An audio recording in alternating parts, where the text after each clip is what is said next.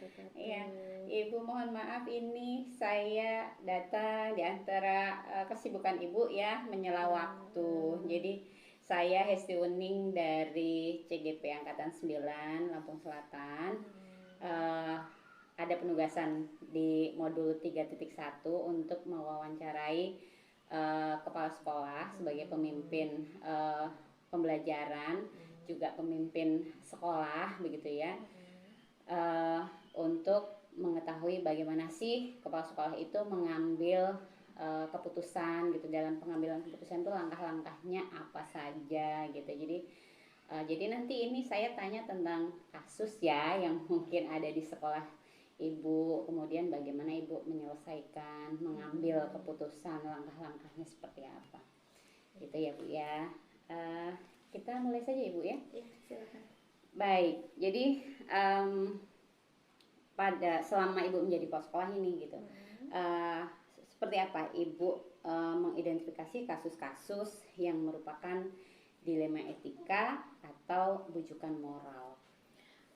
Baik ya, perkenalkan saya Winarni ya, dari saya Kepala SD Negeri Seloretno ya. Terima kasih kepada Bu Hesti Wening ya yang sudah uh, akan mewawancarai saya. Jadi memang dilema etika dan bujukan moral itu dalam setiap pengambilan keputusan itu memang hampir mirip-mirip ya. Jadi seperti yang saya alami dalam hal di sekolah saya itu, pertama saya masuk adalah bagaimana menetapkan anggaran yang benar-benar sesuai diperuntukannya disesuai untuk hal yang benar-benar urgent dan juga hal yang memang benar-benar dibutuhkan pada saat itu. Jadi memang di 2024 ini kami bersama dengan tim dan staf itu sudah di awal kami sudah menganggarkan untuk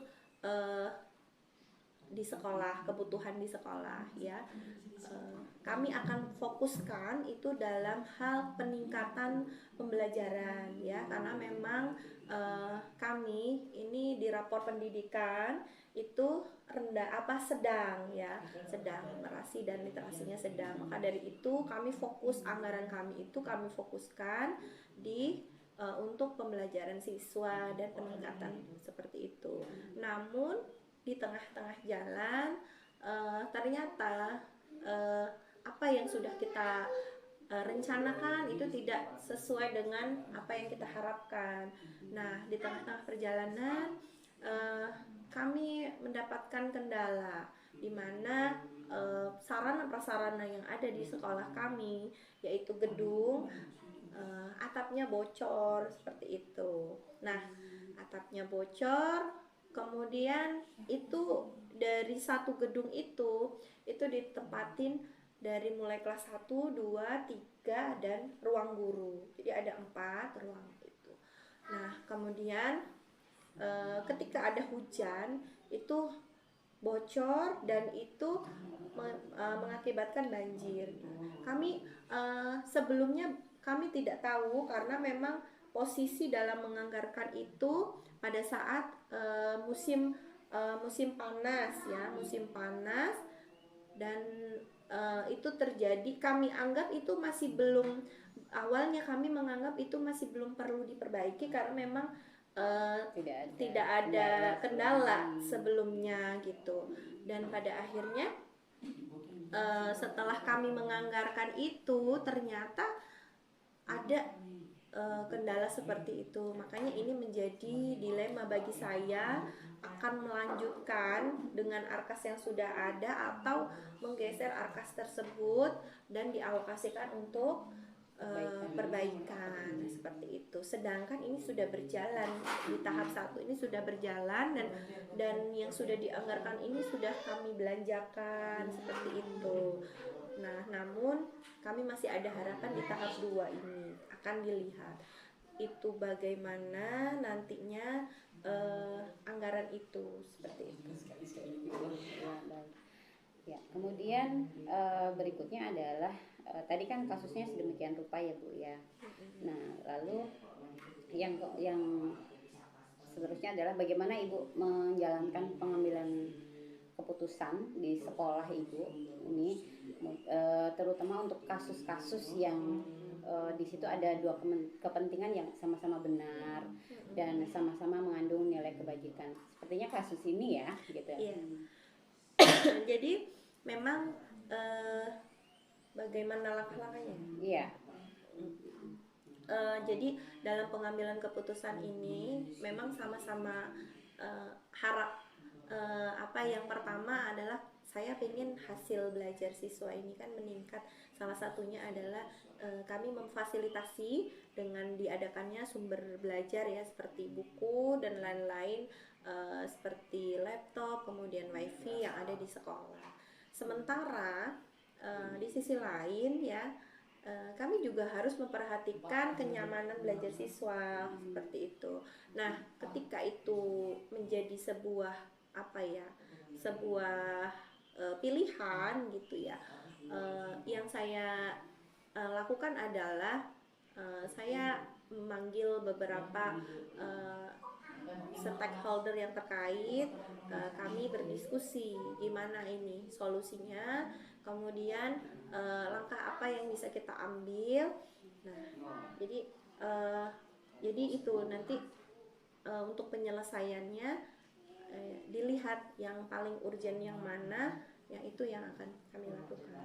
Jadi langkah-langkahnya memanggil jadi saya pertama yang saya panggil adalah wali kelasnya ya, wali kelas di kelas tersebut yang bocor. Jadi seperti apa yang dirasakannya untuk gitu melihat kan, situasinya.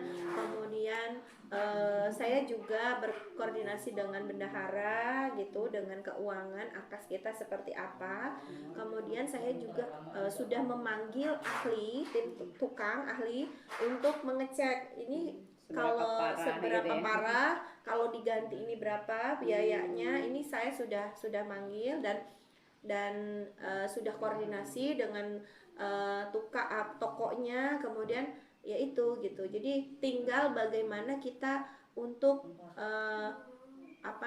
memutuskannya, mau di ini dulu atau beli buku dulu atau beli atap dulu yang bocor. Oh, jadi sudah diidentifikasi habis dana berapa gitu ya, kemudian kerusakannya yang mana saja, sudah berdiskusi dengan orang-orang yang terkait dengan kebocoran di situ ya, dari wali kelas. Oke, baik.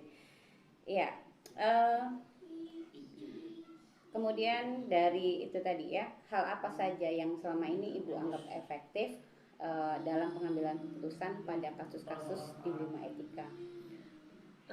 Yang saya anggap efektif itu dalam pengambilan keputusan, ketika itu kita buat menjadi suatu keputusan, kemudian kan kalau efektif itu kan artinya dia bisa dilaksanakan oleh semua warga ya. Nah, saya akan mengambil peran saya sebagai di kepala sekolah itu sebagai pengambil keputusan. Sebelumnya saya diskusikan dulu ini dengan tentunya ya tadi ya yang dilakukan itu kan kami sudah berdiskusi sedemikian rupa dengan warga, kemudian warga sekolah ya seperti guru, kemudian penjaga sekolah, tukang dan lain-lain, yang itu menjadi data, sumber data kami, sumber data yang valid yang bisa kami pertanggungjawabkan. Kemudian itu saya laporkan kepada atasan saya tentunya kan. Di sini ada pengawas, ada kepala dinas, kemudian ada rekan-rekan kami gitu yang sejawat, yang tentunya itu akan menambah kekuatan kita dalam mengambil keputusan, dan ketika itu dilaksanakan maka itu akan efektif dan tentunya itu akan berdampak baik dan bisa dilaksanakan oleh semua pihak seperti itu. Jadi prosedurnya sudah berjalan sesuai dengan aturan yang ada ya Bu ya. Oke, baik. Kemudian tantangan yang Ibu alami gitu untuk pengambilan keputusan dengan dilema etika itu apa ya? Tantangan yang saya hadapi ini adalah ketika misalnya biaya yang kalau terutama ya yang dalam hal kasus yang saya hadapi ini adalah biaya yang tidak sama dengan anggaran sebelumnya gitu kan. Jadi memang di anggaran sebelumnya kami tidak begitu banyak menganggarkan untuk perbaikan gedung karena kami melihat itu baik-baik saja gitu. Yang akan kami perbaiki adalah pembelajarannya di kelas, bagaimana anak itu bisa mendapatkan sumber belajar yang lebih seperti buku dan lain-lain. Tetapi pada kenyataannya kita perlu dana yang lebih besar dari itu yang harus kita keluarkan untuk menyelesaikan tersebut gitu. Jadi tantangannya itu namun kami tetap berkoordinasi terus dan kami juga ada komite yang siap membantu ya, walaupun dengan keadaan yang masih kekurangan biaya, tapi mudah-mudahan dengan adanya komunikasi nanti itu bisa kita laksanakan bersama-sama. Nah, untuk menyelesaikan ya, baik. Jadi seperti itu ya. Oh, rupanya panjang ya prosesnya. Oke. Ya, sangat panjang. Oke. Kemudian apa Ibu memiliki jadwal tertentu gitu dalam menyelesaikan kasus dilema etika, atau Ibu itu kalau ada masalah langsung diselesaikan di tempat, atau menyelesaikannya bentuk atau prosedurnya seperti apa begitu? Tentu saya punya prosedur yang harus dijalani ya. Jadi dalam penyelesaian masalah itu kita lihat dari segi kasusnya dulu. Kalau kasusnya itu terkait hanya sebatas siswa dengan guru, itu hanya mungkin kita bisa selesaikan langsung pada saat itu di tempat. Tetapi ini kan kasusnya itu banyak ya, artinya panjang gitu loh. Jadi ya perlu adanya prosedur. Yang pertama saya lakukan adalah saya meminta komite hadir. Jadi saya jadwalkan, misalnya hari ini saya jadwal ketemu dengan komite. Setelah saya selesai dengan komite, bagaimana arahannya, kemudian hari berikutnya saya sampaikan hasil itu kepada guru-guru saya dan staf, kemudian bendahara. Nah, dari hasil diskusi itu saya pastinya ada kesimpulan yang bisa diambil dari situ. Kemudian saya koordinasi lagi dengan pengawas gitu. Dan alhamdulillah sih sekarang kita itu dengan pengawas itu lebih kepada pendampingan. Jadi bukan pengawasan lagi, tetapi lebih kepada pendampingan. Jadi benar-benar apa yang akan kita sampaikan, kendala-kendala, hambatan itu bisa dikoordinasikan, dikomunikasikan dengan pengawas. Setelah dari pengawas, bila perlu sesuai dengan arahan, kita ke dinas atau dengan terkait kepala desa gitu. Jadi memang harus ada prosedurnya. Jadi step by step seperti itu. Iya ya, demikian. Oke, kemudian ada tidak seseorang atau faktor-faktor apa gitu ya yang selama ini mempermudah atau membantu Ibu dalam proses pengambilan keputusan di kasus-kasus yang ada dilema etikanya? Iya, ada, tentu ada. Karena di sini kita harus bisa dituntut untuk bisa berkolaborasi dalam menciptakan sebuah keputusan yang memang itu berpihak kepada siswa tentunya. Kenapa? Karena dalam bekerja kita tidak bisa sendiri ya, pastinya kita ada tim. Ada tim staff, juga ada tim dari guru dan juga wali murid gitu. Dan saya tentu saya sudah buat grup wali murid yang di situ ada ketua komite dan ketua paguyuban yang setiap waktu bisa kita minta pendapatnya. Kemudian saya juga ada guru-guru ya, wali-wali kelas yang memang setiap waktu kita bisa diskusi gitu. Misalnya kalau memang ada hal-hal yang urgent, kita diskusi yuk, kita briefing gitu, kita briefing yuk di jam istirahat nanti, saya minta Bapak Ibu kumpul sebentar ya di kantor, kita briefing seperti itu. Pun di staff gitu, di staff kita ada artinya dalam mencapai suatu kasus dilema etika itu saya tentunya butuh mereka ya, butuh staff, butuh guru-guru, butuh wali dan komite seperti itu, dan butuh pengawas. Jadi sesuaikan dengan kasus itu, maka kita akan berdiskusi dengan mereka seperti itu. Semacam untuk mempermudah akses informasi ya, misalnya aksesnya tentang seperti anggaran, berarti kita harus koordinasinya dengan bendahara dan staf-staf gitu. Anggaran kita nih di tahap ini berapa ya, supaya mencapai target kita akan menyelesaikan seperti ini gitu. Jadi memang ada orang lain yang membantu. Ya, kemudian ini tadi kan dari semua yang sudah disampaikan seperti itu pembelajaran apa yang Ibu petik gitu dari pengalaman Ibu dalam mengambil sebuah keputusan? Iya, tentu banyak sekali pembelajaran yang kami dapatkan di sini, karena memang kepala sekolah itu menjadi bagi saya itu benar-benar menjadi seseorang yang dia punya wewenang untuk mengambil keputusan, dan keputusan yang diambil itu benar-benar dipertaruhkan di sini. Ketika dia ingin mencapai visinya berpihak kepada siswa, berarti bagaimana visi misi tersebut itu bisa diaplikasikan, diimplementasikan di sekolah tersebut seperti itu. Banyak sekali hal-hal yang saya peroleh setelah saya menjadi kepala sekolah. Ya tentunya itu yang paling penting adalah ini, pengambilan keputusan ini.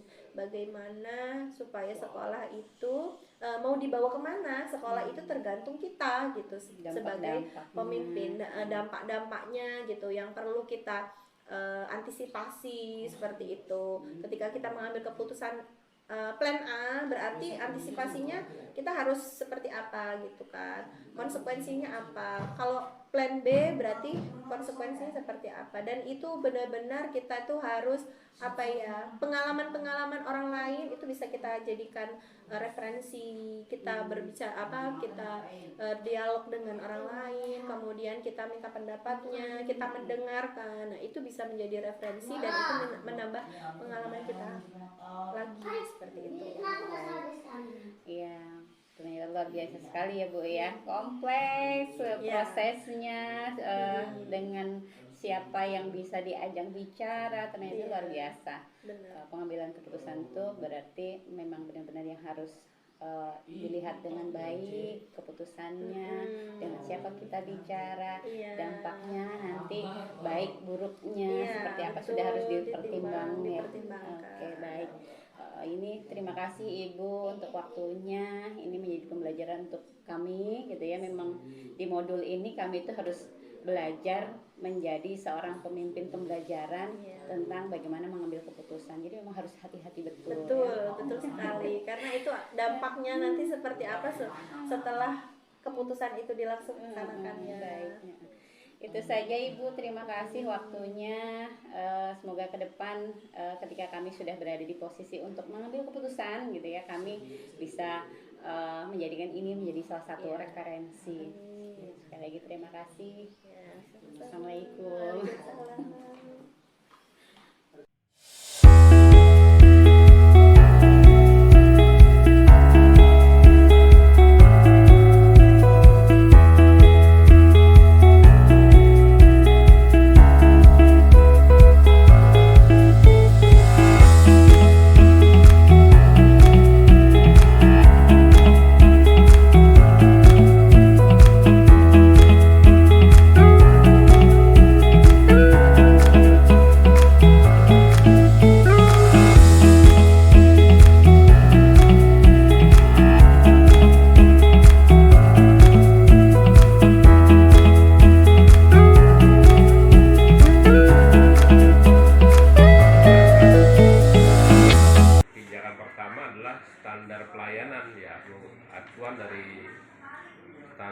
kurikulum acuan untuk misalnya satu kasus untuk menentukan kenaikan kelas siswa.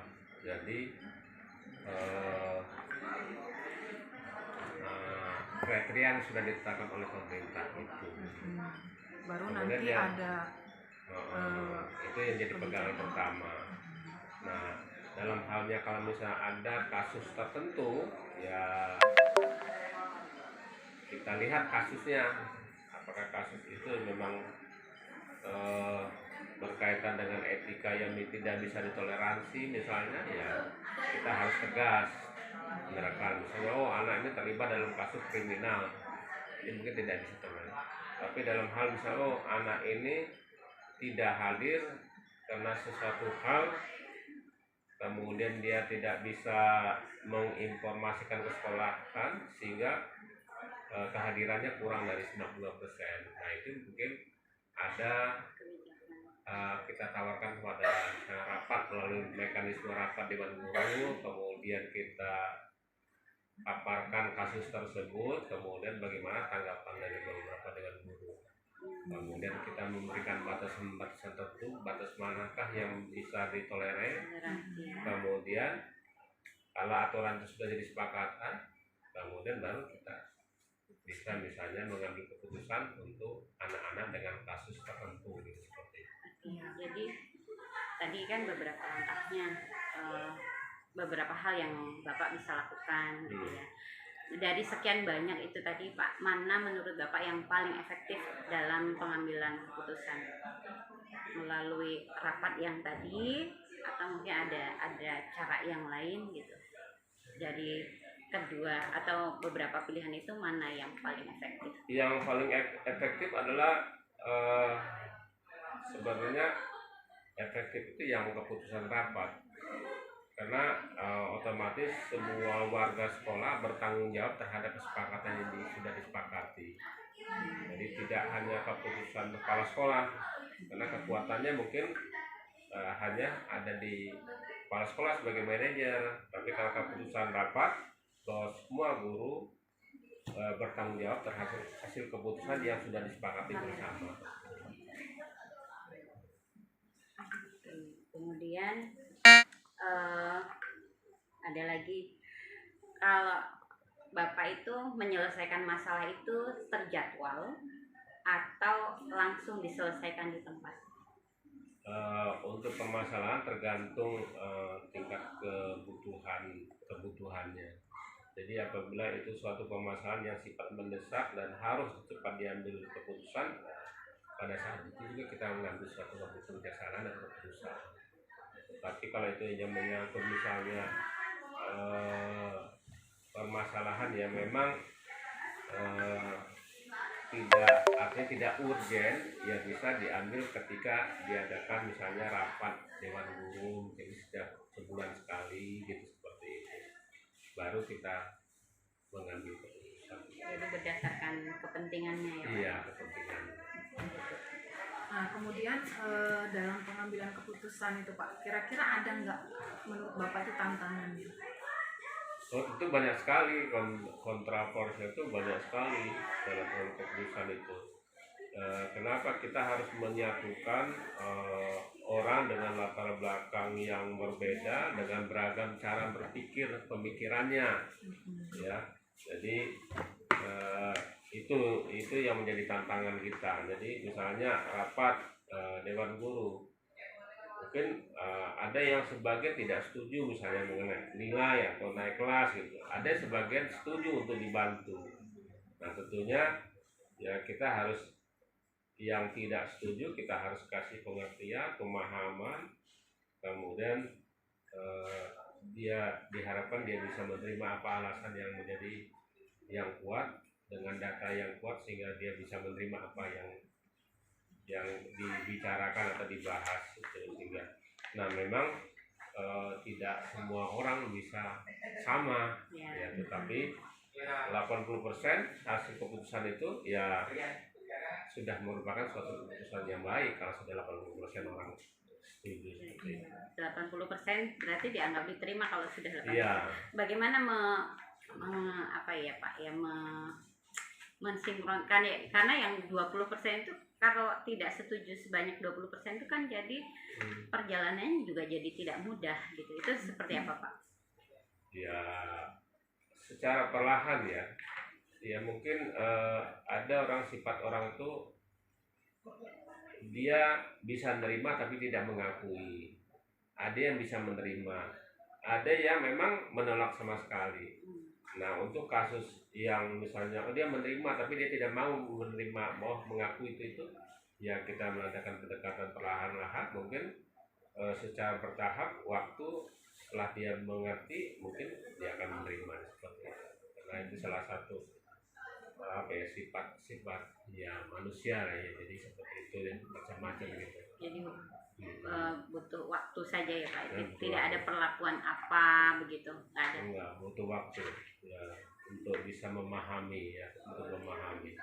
Karena ya kita sadar juga dengan berbagai latar belakang, dengan latar belakang pendidikan, dengan latar belakang usia, manusia itu ya normal punya rasa egoisme itu wajar ada.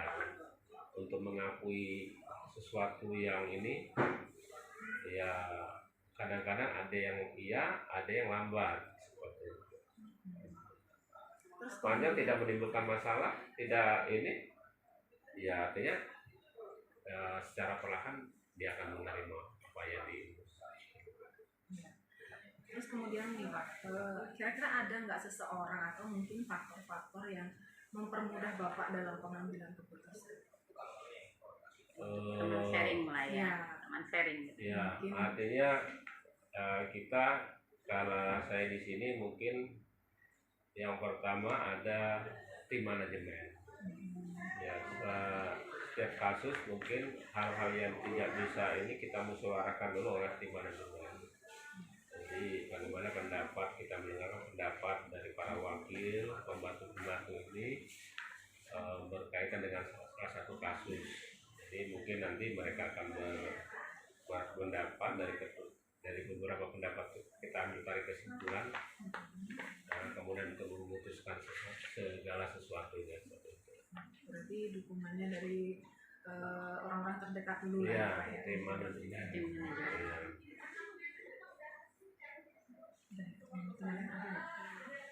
Dari kira-kira dari semua yang sudah Bapak sampaikan ini tadi, apa yang bisa Bapak ambil dari keseluruhan?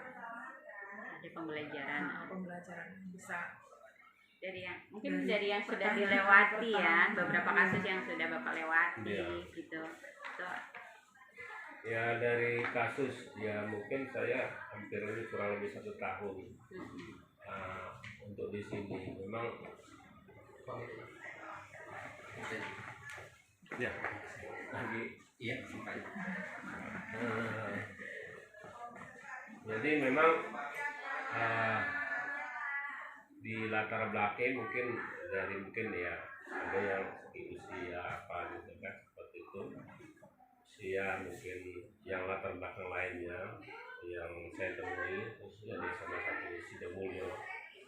Jadi memang tugas kepala sekolah itu sebagai manajer itu bagaimana mengelola pendidikan dengan baik, menyatukan semua orang dengan latar belakang mereka berbeda untuk kita sama-sama satu persepsi untuk dalam rangka memajukan pendidikan.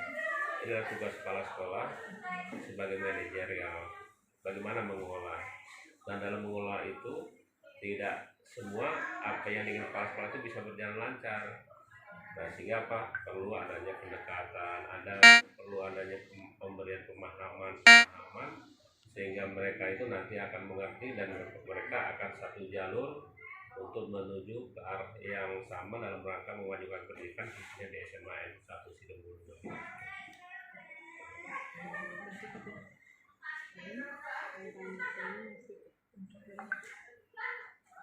Masih ada? Cukup ya? Ya, sepertinya sudah cukup Pak. Terima kasih banyak ya Pak ya sudah mengganggu waktunya ini Pak. Oke. Ya.